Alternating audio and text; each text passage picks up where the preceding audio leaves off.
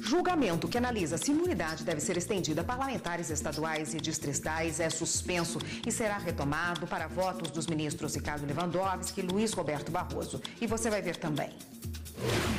Polícia Federal cumpre mandados da Justiça para combater fraudes previdenciárias no norte do estado do Rio.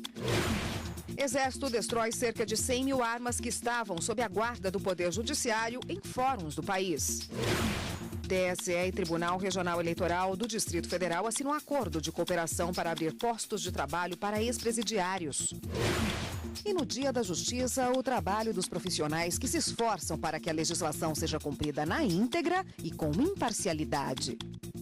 Essas e outras notícias agora no Jornal da Justiça.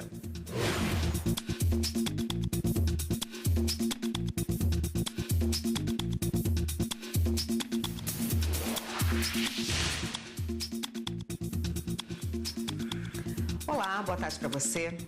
Começou hoje em todo o Brasil a Operação Vulcão, resultado de um acordo do Conselho Nacional de Justiça e do Exército. Até o fim do ano, cerca de 100 mil armas utilizadas em crimes e que estavam sob a guarda da Justiça serão destruídas. Hoje pela manhã, em Brasília, foram 4 mil armas.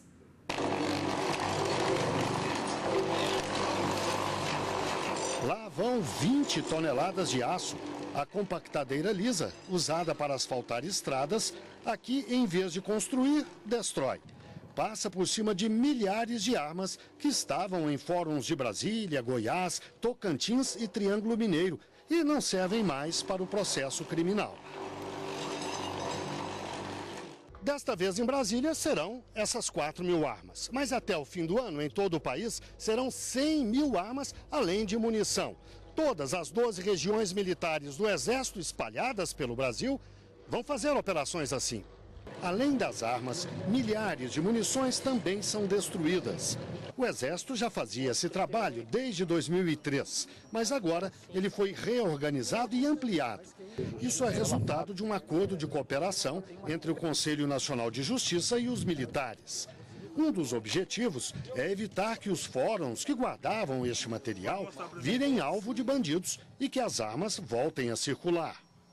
A segurança do Poder Judiciário sempre foi uma preocupação para a ministra Carmen Lúcia, que teve essa iniciativa de buscar o Exército para que firmasse esse termo de cooperação técnica e fazer um esforço para que fosse possível tirar quanto mais armas que estão hoje depositadas nas instalações do Poder Judiciário. Destruir essas armas significa mais segurança. Algumas armas eram artesanais, precárias, mas muitas ainda estavam em bom estado. Esta tem alto poder de fogo, é uma submetralhadora Beretta. Cerca de 200 não foram destruídas e serão reaproveitadas por organizações policiais. Não é qualquer tipo de arma, a lei prevê que são armas, em princípio, armas longas, alguns tipos de arma longa, que façam parte do chamado quadro de dotação, ou seja, da lista de material que os órgãos de segurança podem ter e estejam em condições de uso, e haja uma logística com capacidade de manter essas armas em condições de uso. Não adianta trazer uma arma que depois eu não tenho condições de usar, de comprar munição para ela, de fazer manutenção dessa arma. As armas inutilizadas, depois de atropeladas pela compactadeira, vão seguir para um alto-forno. Serão derretidas e transformadas em aço puro para futuro reaproveitamento. O Supremo Tribunal Federal suspendeu o julgamento que analisa se as imunidades de deputados federais devem ser estendidas aos parlamentares na esfera estadual. Até agora, a maioria votou para que as assembleias legislativas não possam revogar prisões de deputados estaduais estabelecidas pela Justiça. O plenário está analisando medidas cautelares em ações em que a Associação dos Magistrados Brasileiros questiona dispositivos das Constituições do Rio de Janeiro, do Rio Grande do Norte e do Mato Grosso, que estendem aos deputados estaduais imunidades concedidas pela Constituição Federal aos congressistas. Está prevalecendo o entendimento do ministro Edson Fachin de que, ao cancelar as prisões, as assembleias usurparam competência atribuída ao Poder Judiciário. O sistema jurídico constitucional impõe a ética como princípio e o princípio da administração pública expresso é o da moralidade. Improbidade administrativa tipifica crime de responsabilidade das autoridades.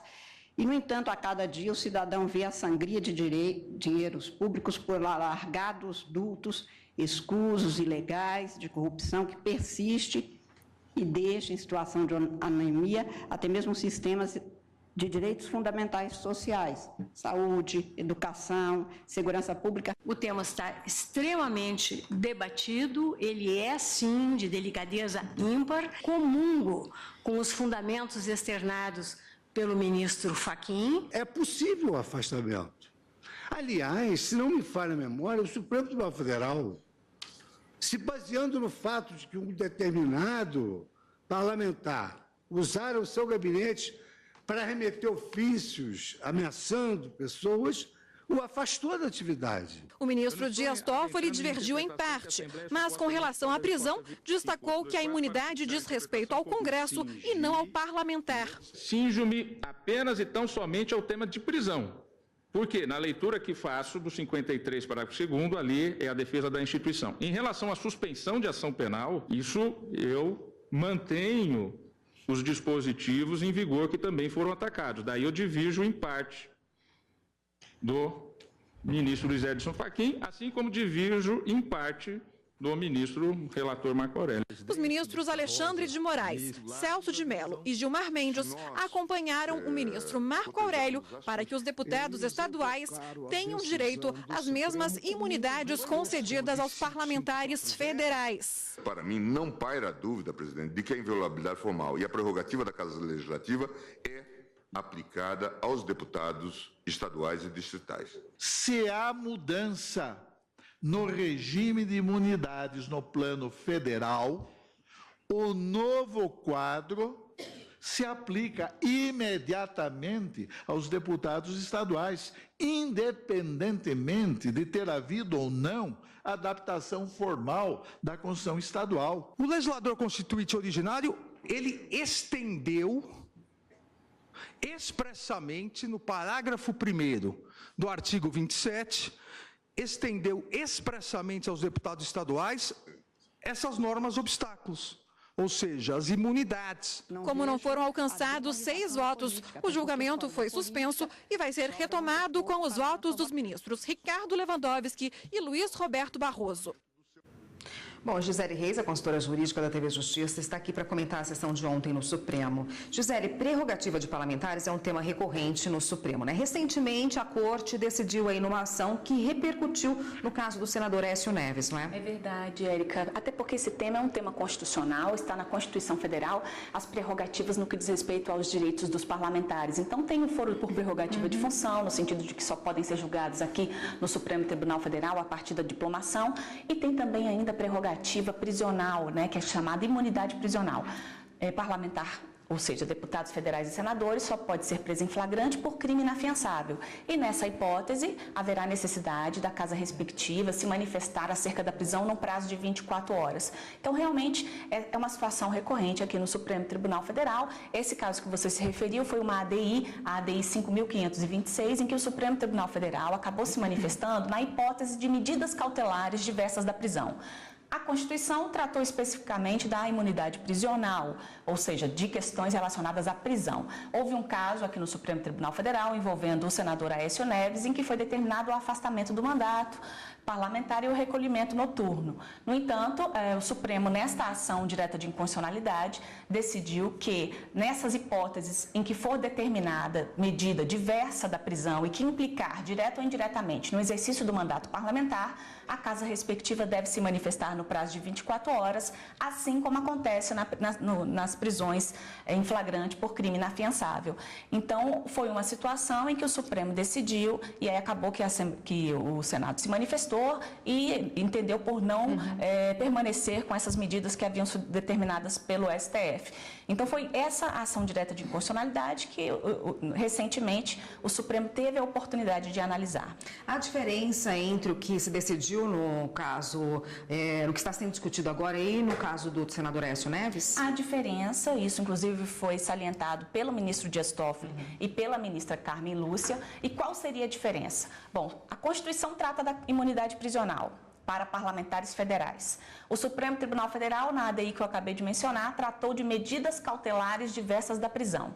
E agora, o Supremo é chamado a se manifestar em medidas cautelares em 3 ações diretas de inconstitucionalidade, no que diz respeito à imunidade prisional, mas no outro plano, no plano dos parlamentares estaduais, ou seja, deputados estaduais. Então, a grande discussão aqui é saber se, quando se está diante de prisão determinada pelo Poder Judiciário, envolvendo parlamentar estadual, é necessário que essa prisão seja decidida, deliberada pela Assembleia Legislativa Estadual. O placar que nós temos, por enquanto, como nós vimos na reportagem, é de 5 votos favoráveis ao deferimento dessa liminar, no sentido de que não há necessidade de autorização necessidade de que a Assembleia Legislativa se manifeste, e 4 votos no sentido divergente. A posição, por enquanto, do placar provisório que está sendo liderada é a do ministro Edson Fachin, que ele entende que o Supremo, inclusive, quando se manifestou em relação àquelas questões envolvendo o senador Aécio Neves, ele analisou a questão da aplicação do artigo 53, parágrafo 2º, no plano dos deputados federais e dos senadores. Então, o Supremo não tratou dessa questão de deputados estaduais e ele entende que também não se aplica a extensão disso, daquilo que está previsto na Constituição Federal, para o plano das Assembleias Legislativas Estaduais e muito menos dos municípios. Então, essa é a posição que, por enquanto, está prevalecendo aqui no plenário do STF. Qual a fundamentação do voto divergente? O voto divergente está sendo liderado pelo ministro Marco Aurélio e ele entende que o mesmo tratamento que está previsto na Constituição Federal para os congressistas deve ser reproduzido para os parlamentares estaduais. Inclusive, o principal fundamento, conforme você perguntou, é o artigo 27, parágrafo 1º da Constituição Federal, em que determina que os deputados estaduais devem se submeter ao mesmo sistema eleitoral, às mesmas regras de imunidade e até mesmo de inviolabilidade. Então, esse é o principal fundamento. Tá ótimo, Gisele. Obrigada pela sua participação por hoje. Semana que vem a gente volta. Eu que agradeço. Até semana que vem. Até lá. E ainda nessa edição você vai ver: o que se espera da Justiça? Hoje é dia de reflexão sobre a importância do Judiciário e das leis. Voltamos em instantes.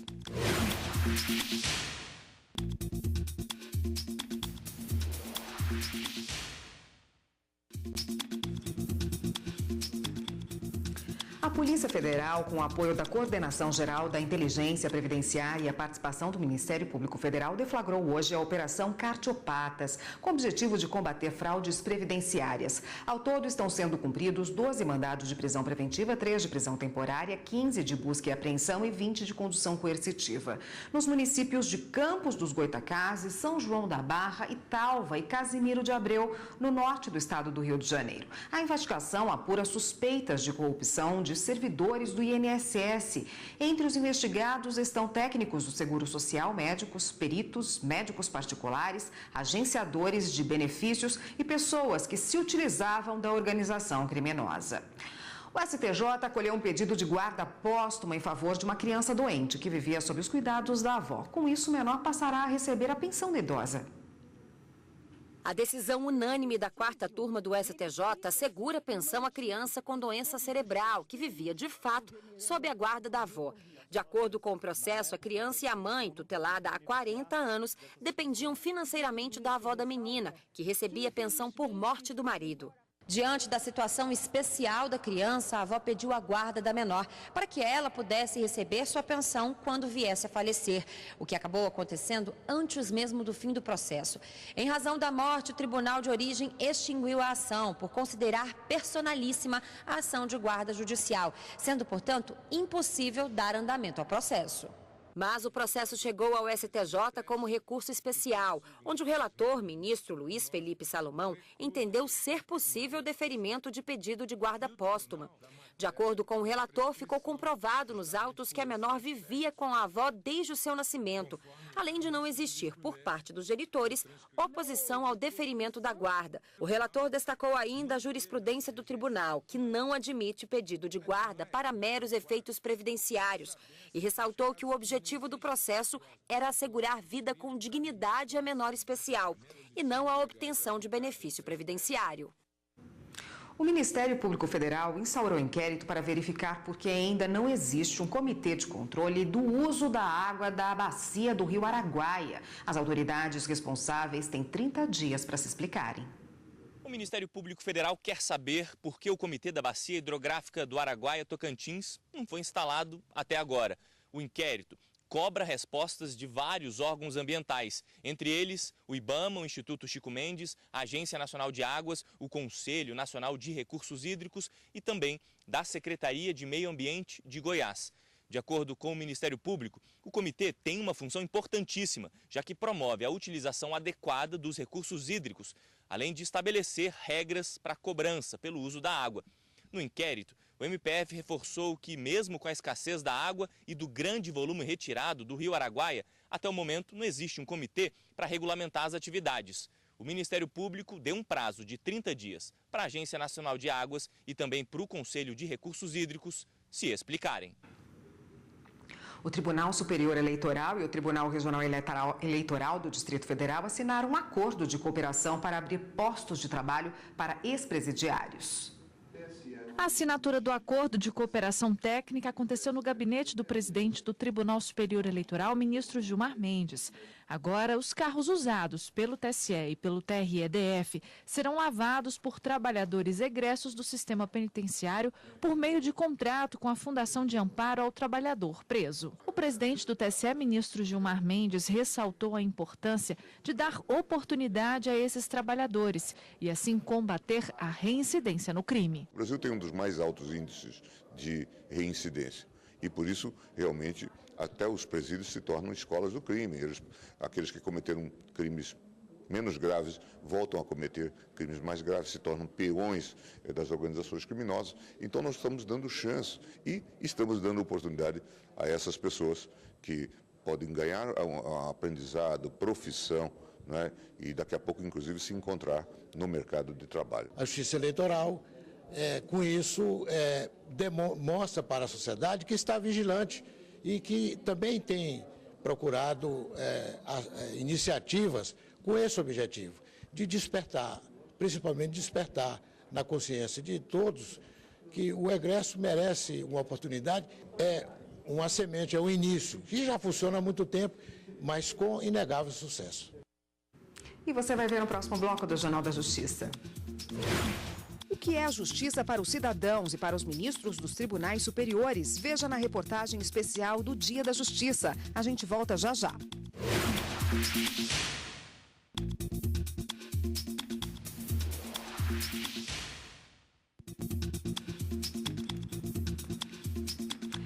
Hoje é comemorado o Dia da Justiça, uma palavra forte de grande significado para todos nós, cidadãos brasileiros. A data foi criada por lei há 66 anos, em homenagem aos profissionais que trabalham para que a justiça seja cumprida com imparcialidade em nosso país. Um dia de reflexão sobre a importância do judiciário e das leis na defesa dos nossos direitos. Uma escultura de granito de mais de 3 metros de altura do mineiro Alfredo Seschiatti. A estátua da mulher chama a atenção na Praça dos Três Poderes, em Brasília. É a deusa Têmis, na Grécia Antiga, o símbolo da justiça, da lei e da ordem. Protegia os oprimidos.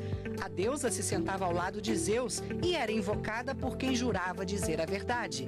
Têmis tinha um olhar severo. Em uma das mãos segurava uma balança e na outra uma cornucópia. No século XVI, artistas alemães colocaram uma venda nas representações da deusa da justiça.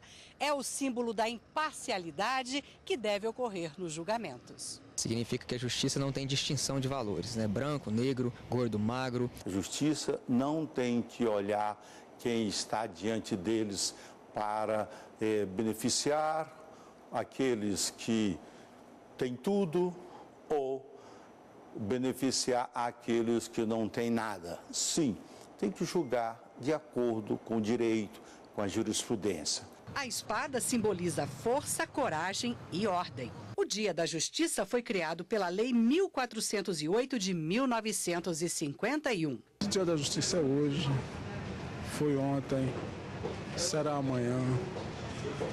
Toda vez que alguém precisar, esse momento será também um Dia da Justiça. E o que é justiça na opinião do brasileiro? Justiça para mim é o seguinte, se eu cometer um erro, eu vou pagar pelo aquilo que eu cometi, né? Julgar dentro daquilo que a lei manda e tentar fazer justiça. Retidão no julgamento, com justiça, né?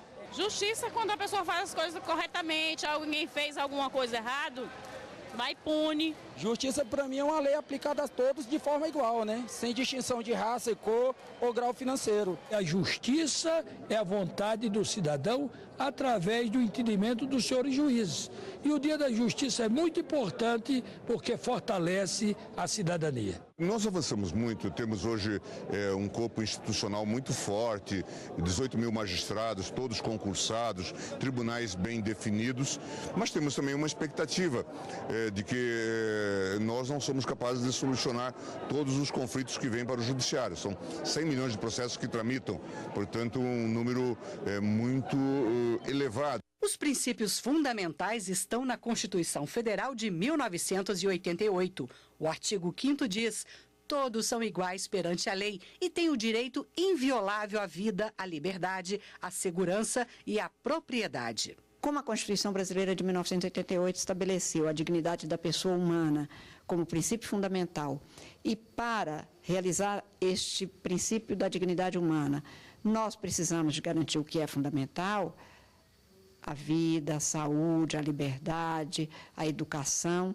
Claro que a presença do judiciário na vida das pessoas se tornou muito mais próxima e muito mais frequente. O judiciário se abriu à população e às grandes questões que têm afligido todos os grupos sociais, e isso tem garantido uma participação dos juízes cada vez mais relevante em todos os setores. Não só os operadores do direito, mas toda a sociedade possa refletir o quanto o Brasil avançou em termos de justiça, principalmente desde 1988. A atuação do Supremo Tribunal Federal na questão dos direitos fundamentais, na igualdade entre todos, contra preconceito, qualquer tipo de discriminação. A Lei das Leis trouxe um capítulo inteiro dedicado ao Poder Judiciário. A competência de cada órgão, as garantias aos juízes como a vitaliciedade e limitações como não exercer outro cargo. E quando nós pensamos em justiça, nós pensamos num poder judiciário que seja sério, que seja eficaz e que seja desburocratizado para ser sério. No Brasil, a justiça começou a ser instalada em 1530. O rei de Portugal, Dom João III, deu amplos poderes ao administrador colonial Martim Afonso de Souza. Um deles o de sentenciar à morte quem cometia crimes mais graves. Do século XVI para cá, os brasileiros vêm conquistando direitos através das leis. Código Civil, Código Penal, Código de Defesa do Consumidor, consolidação das leis do trabalho. Nós poderemos adotar um novo paradigma, melhor para o cidadão, melhor para o país. O paradigma que o direito do cidadão é o duplo grau de jurisdição, a decisão de um juiz ser revista por um tribunal.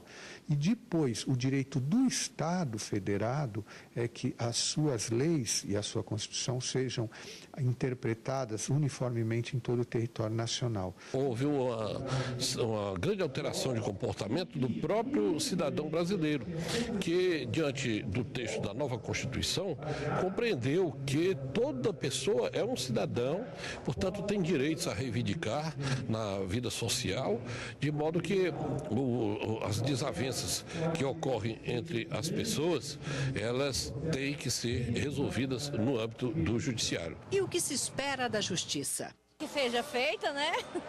É óbvio que a gente quer que seja feita, cumprida as coisas. Eu espero uma justiça mais harmoniosa, que abrange toda a população brasileira. Que realmente seja justiça para todos, não só para alguns. E eu vejo que o Poder Judiciário tem sido sensível às demandas. Nós estamos com um número crescente de demandas no Poder Judiciário. E, de uma maneira geral, eu vejo que os tribunais têm cada vez mais cumprido a missão de julgar os processos, né, de um tempo razoável, embora, é claro, estejamos ainda longe do ideal. Dentre todas as funções do Estado, a única que tem a última palavra é realmente o Poder Judiciário. E é uma passagem muito importante que explicita que a justiça, ela é a ponte por onde passam todas as misérias e todas as aberrações. Então nós somos, digamos assim, um instrumento da grande esperança do povo. O Dia da Justiça há de ser um dia de muita reflexão por parte não só da cidadania, mas também por parte dos membros do Poder Judiciário, que têm agido com grande responsabilidade no desempenho da função jurisdicional, não obstante o volume elevado de processos. Quanto mais direitos sociais foram introduzidos no acervo, no patrimônio de bens das pessoas, mais as pessoas precisam de, na falta da atuação do poder público, recorrer ao Poder Judiciário.